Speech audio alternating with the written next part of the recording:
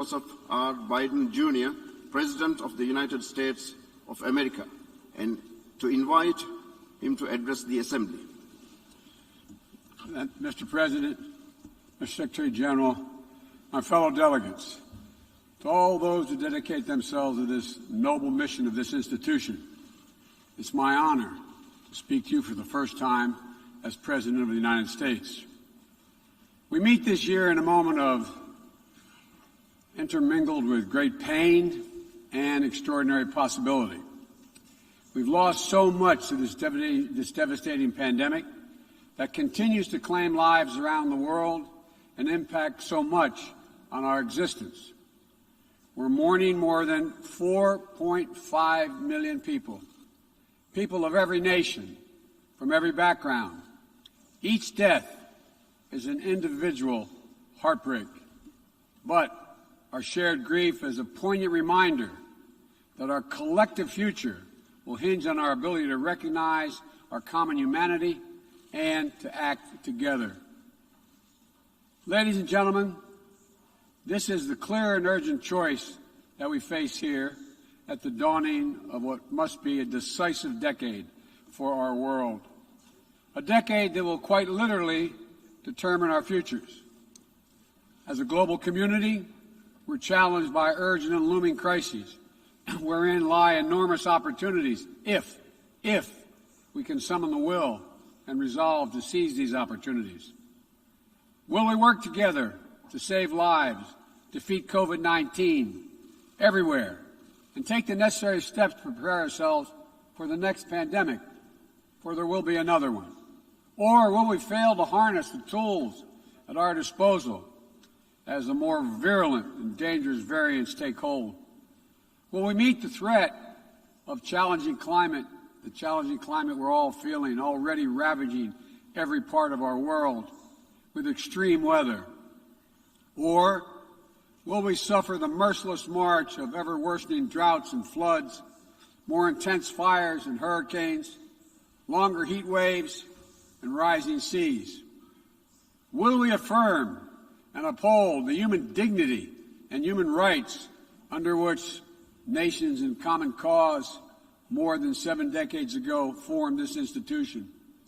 Will we apply and strengthen the core tenets of the international system, including the UN Charter and the Universal Declaration of Human Rights, as we seek to shape the emergence of new technologies and deter new threats?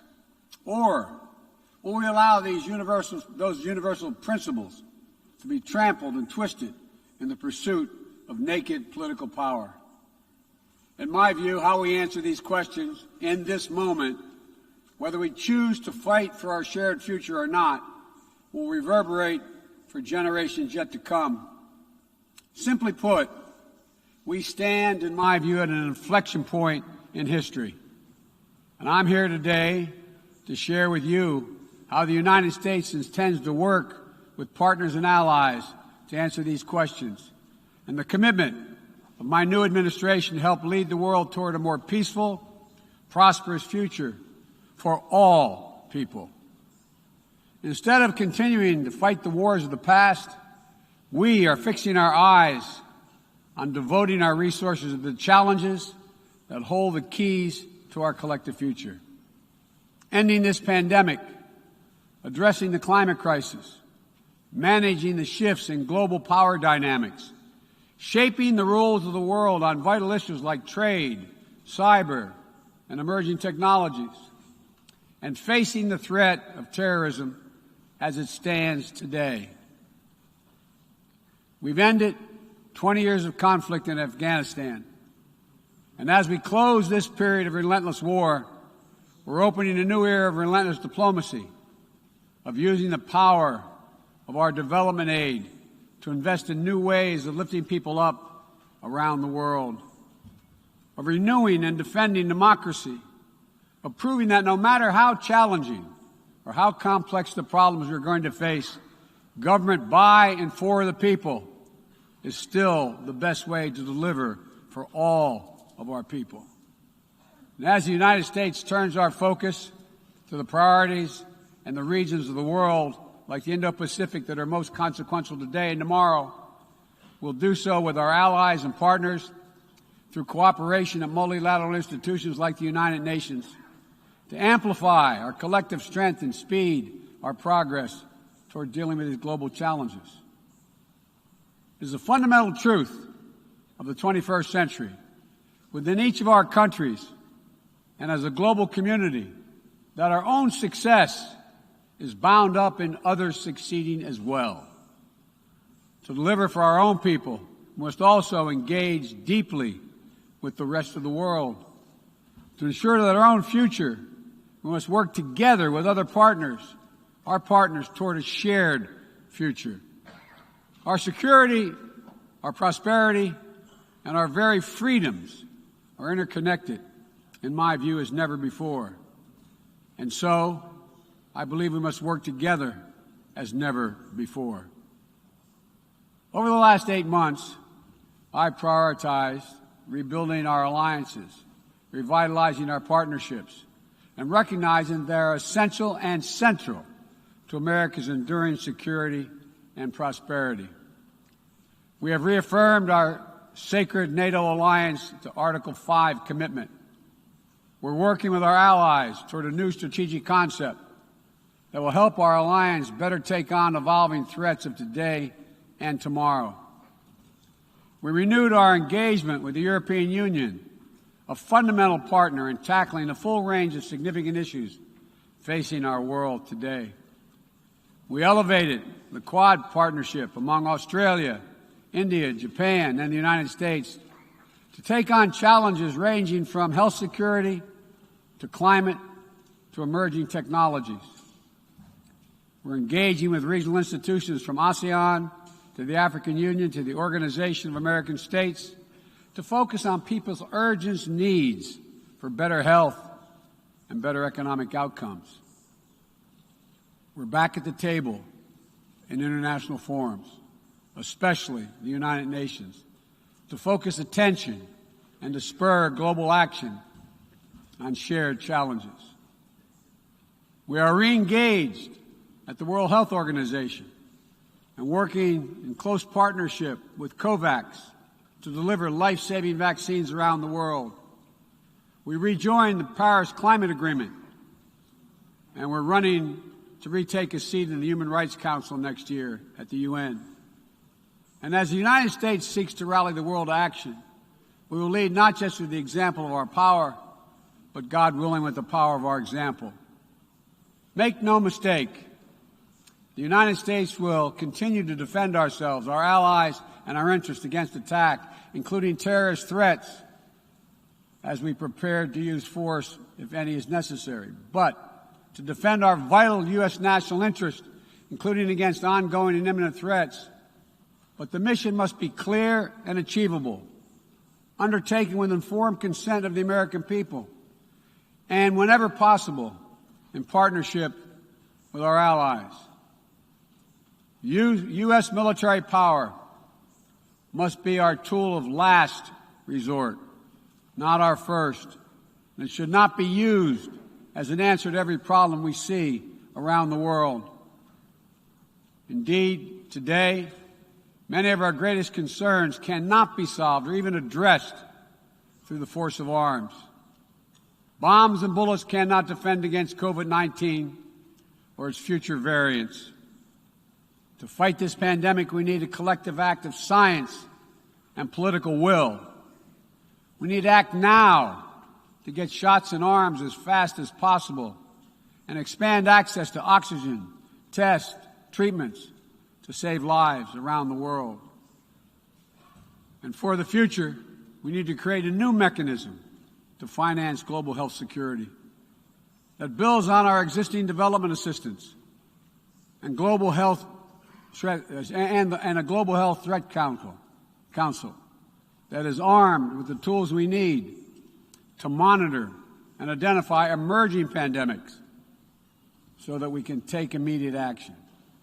Already, the United States has put more than $15 billion toward the global COVID response. We've shipped more than 160 million doses of COVID-19 vaccine to other countries.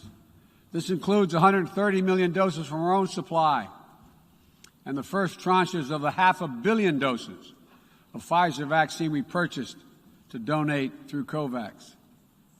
Planes carrying vaccines from the United States have already landed in 100 countries, bringing people all over the world a little dose of hope, as one American nurse termed it to me. A dose of hope direct from the American people, and importantly, no strings attached. And tomorrow, at the U.S.-hosted Global COVID-19 Summit, I'll be announcing additional commitments as we seek to advance the fight against COVID-19 and hold ourselves accountable around specific targets on 3 key challenges: saving lives now, vaccinating the world, and building back better.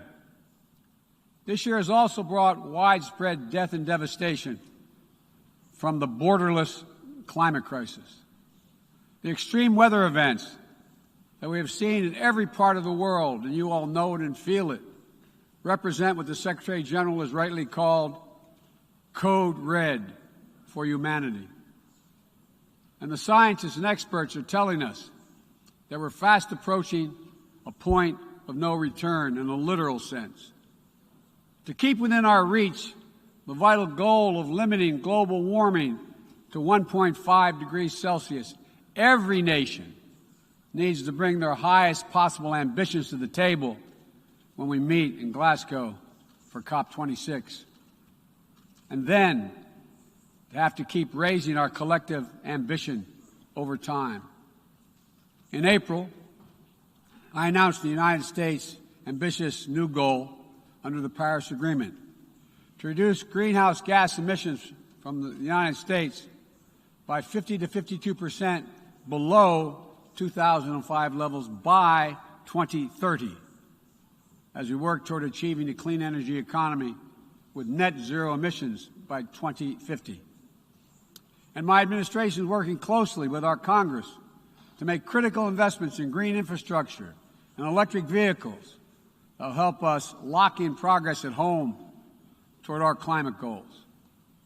And the best part is, making these ambitious investments isn't just good climate policy. It's a chance for each of our countries to invest in ourselves and our own future. It's an enormous opportunity to create good-paying jobs for workers in each of our countries and to spur long-term economic growth that will improve the quality of life for all of our people. We also have to support the countries and people that will be hit the hardest and that have the fewest resources to help them adapt. In April, I announced the United States will double our public international financing to help developing nations tackle the climate crisis. And today, I'm proud to announce that we'll work with the Congress to double that number again, including for adaptation efforts. This will make the United States a leader in public climate finance, and with our added support, together with increased private capital and from other donors, we'll be able to meet the goal of mobilizing $100 billion to support climate action in developing nations. As we deal with these crises, we're also encountering a new era, an era of new technologies and possibilities that have potential to release and reshape every aspect of human existence. And it's up to all of us to determine whether these technologies are a force to empower people or to deepen repression.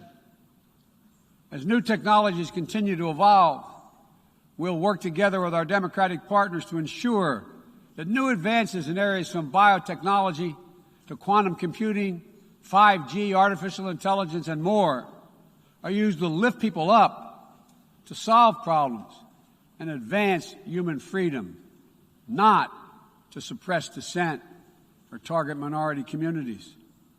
And the United States intends to make a profound investment in research and innovation, working with countries at all stages of economic development to develop new tools and technologies to help us tackle the challenges of this second quarter of the 21st century and beyond. We're hardening our critical infrastructure against cyber attacks, disrupting ransomware networks, and working to establish clear rules of the road for all nations as it relates to cyberspace. We'll reserve the right to respond decisively to cyber attacks that threaten our people, our allies, or our interests. We will pursue new rules of global trade and economic growth that strive to level the playing field so that it's not artificially tipped in favor of any one country at the expense of others. And every nation has the right and opportunity to compete fairly.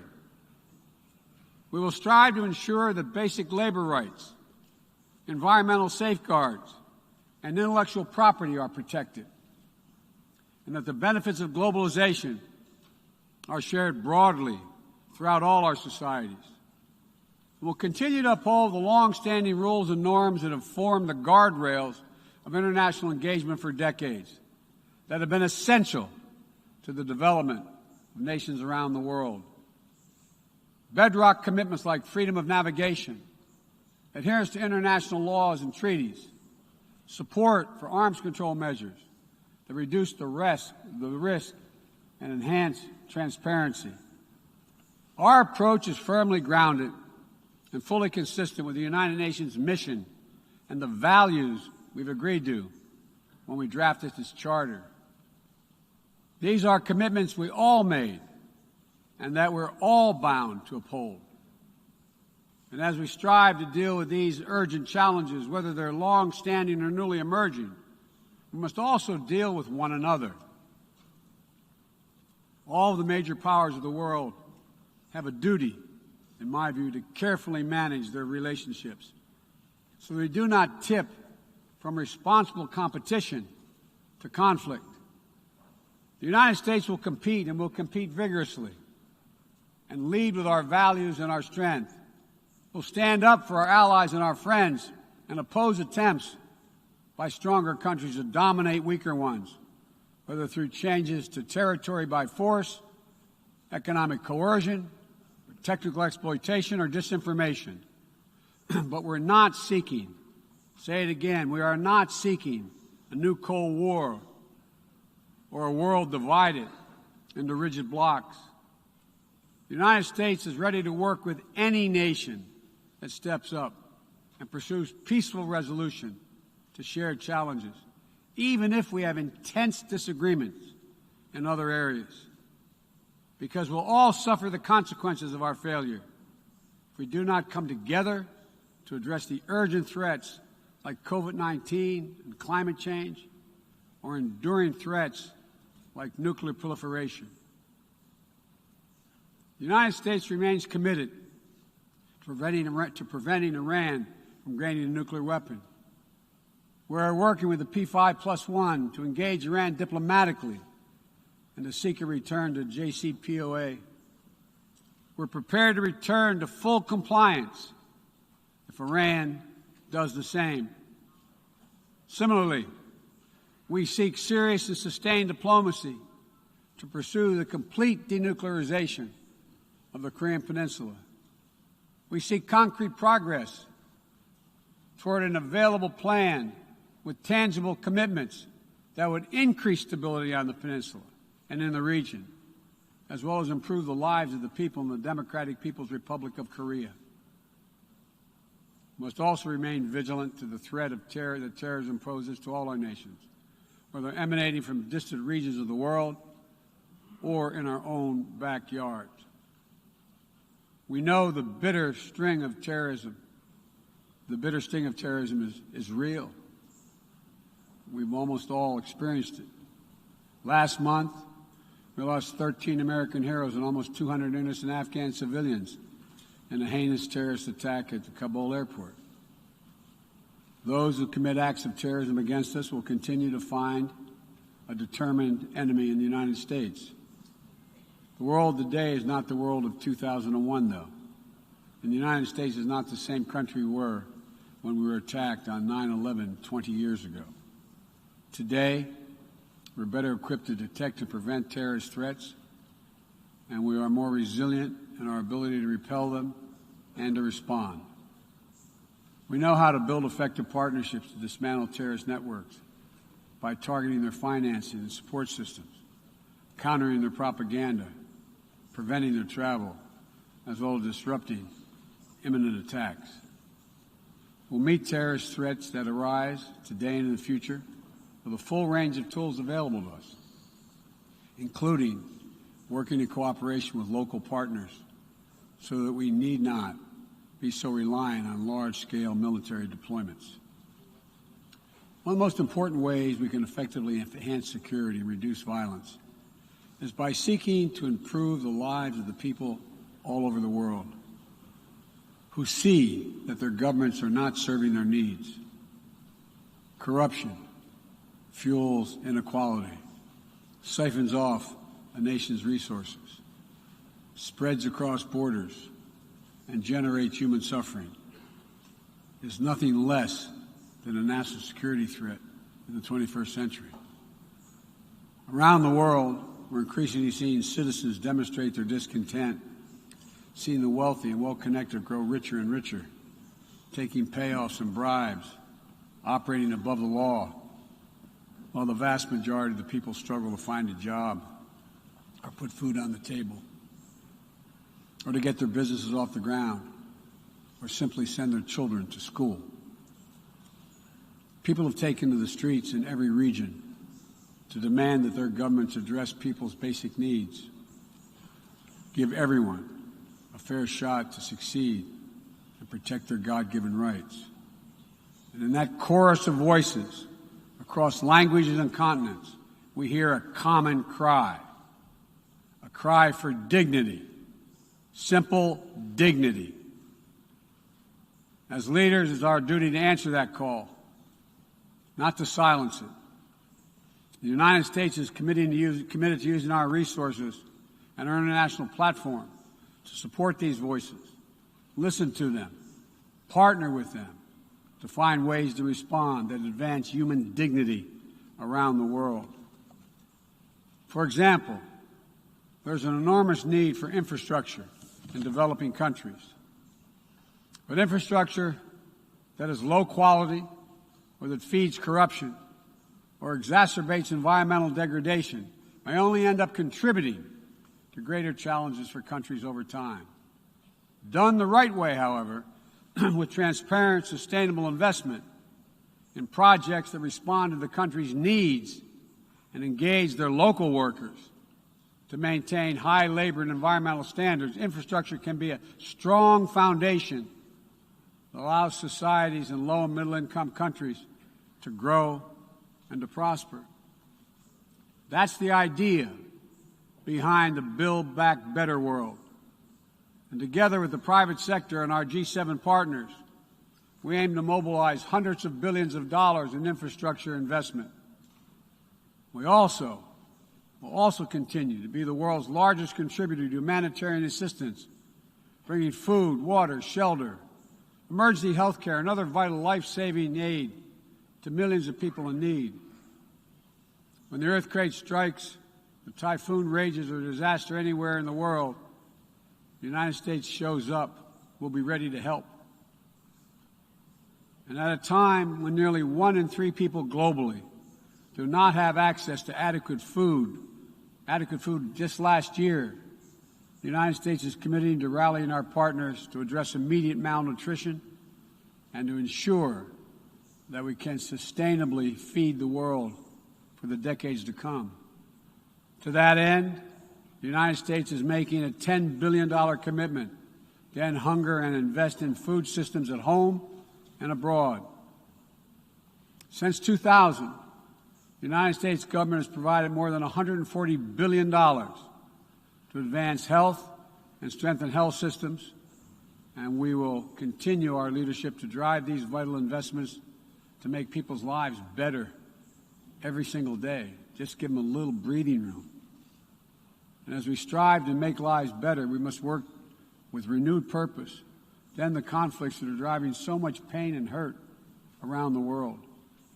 We must redouble our diplomacy and commit to political negotiations, not violence, as a tool of first resort, to manage tensions around the world, must seek a future of greater peace and security for all people of the Middle East. The commitment of the United States to Israel's security is without question, and our support for an independent Jewish state is unequivocal. But I continue to believe that a two-state solution is the best way to ensure Israel's future as a Jewish democratic state, living in peace alongside a viable, sovereign, and democratic Palestinian state.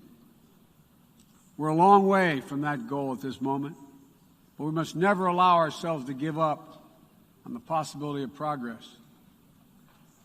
We cannot give up on solving raging civil conflicts, including in Ethiopia and Yemen, where fighting between warring parties is driving famine, horrific violence, human rights violations against civilians, including the unconscionable use of rape as a weapon of war. We'll continue to work with the international community to press for peace and bring an end to this suffering. As we pursue diplomacy across the board, the United States will champion the democratic values that go to the very heart of who we are as a nation and a people: freedom, equality, opportunity, and a belief in the universal rights of all people. It's stamped into our DNA as a nation, and critically, it's stamped into the DNA of this institution, the United States. We sometimes forget. I quote the opening words of the Universal Declaration of Human Rights, quote, "The equal and inalienable rights of all members of the human family is the foundation of freedom, justice, and peace in the world." The founding ethos of the United Nations places the rights of individuals at the center of our system. And that clarity and vision must not be ignored or misinterpreted.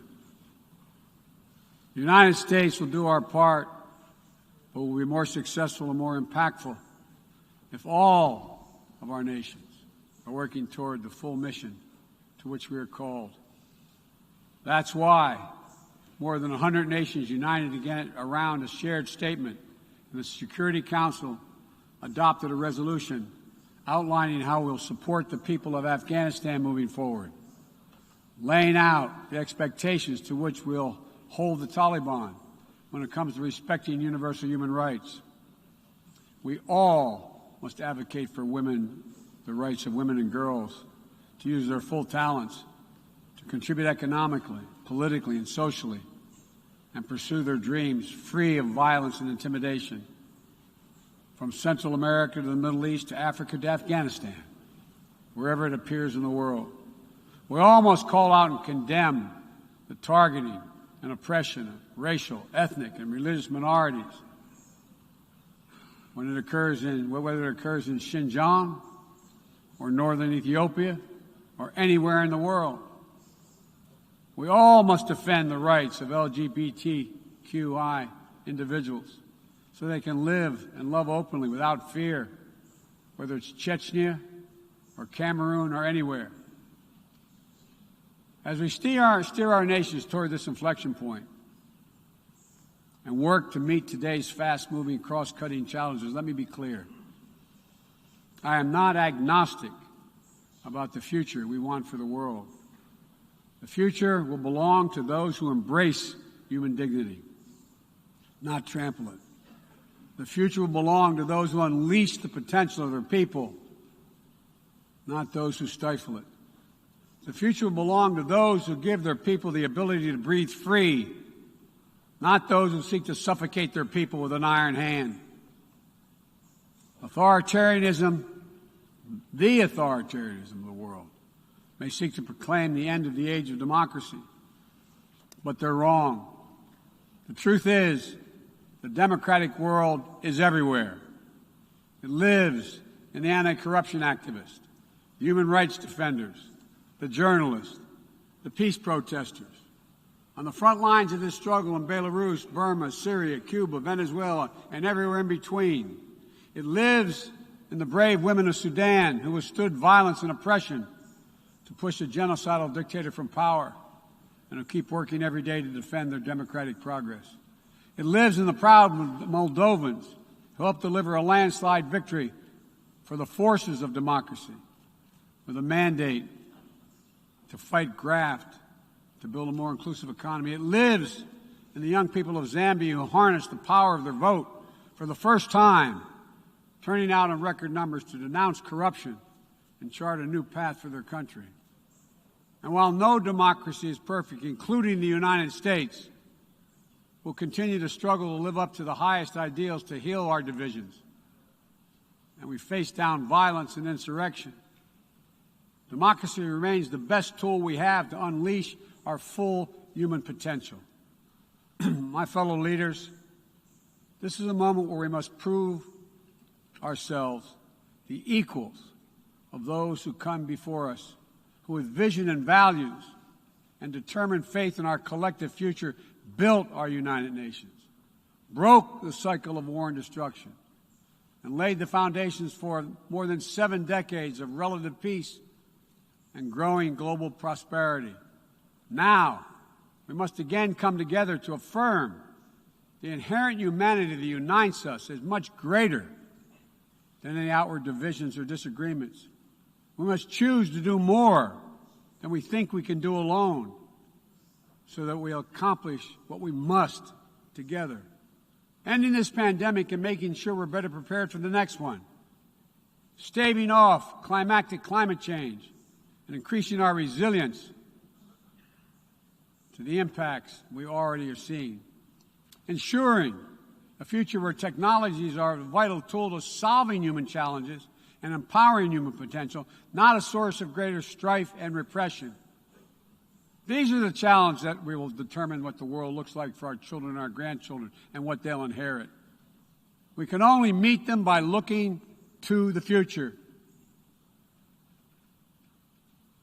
I stand here today for the first time in 20 years with the United States not at war. We've turned the page. All the unmatched strength, energy, and commitment, will, and resources of our nation are now fully and squarely focused on what's ahead of us, not what was behind. I know this. As we look ahead, we will lead. We will lead on all the greatest challenges of our time, from COVID to climate, peace and security, human dignity and human rights, but we will not go it alone. We will lead together with our allies and partners and in cooperation with all those who believe as we do that this is within our power to meet these challenges, to build a future that lifts all of our people and preserves this planet. But none of this is inevitable. It's a choice. And I can tell you where America stands. We will choose to build a better future. We, you and I, we have the will and capacity to make it better. Ladies and gentlemen, we cannot afford to waste any more time. Let's get to work. Let's make our better future now. We can do this. It's within our power and capacity. Thank you. God bless you all.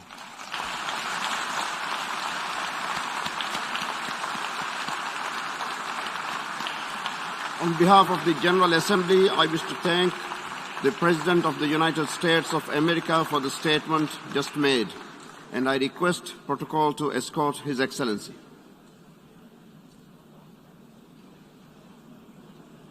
May I request representatives to remain seated while we suspend the meeting for 5 minutes before resuming to hear the next speaker.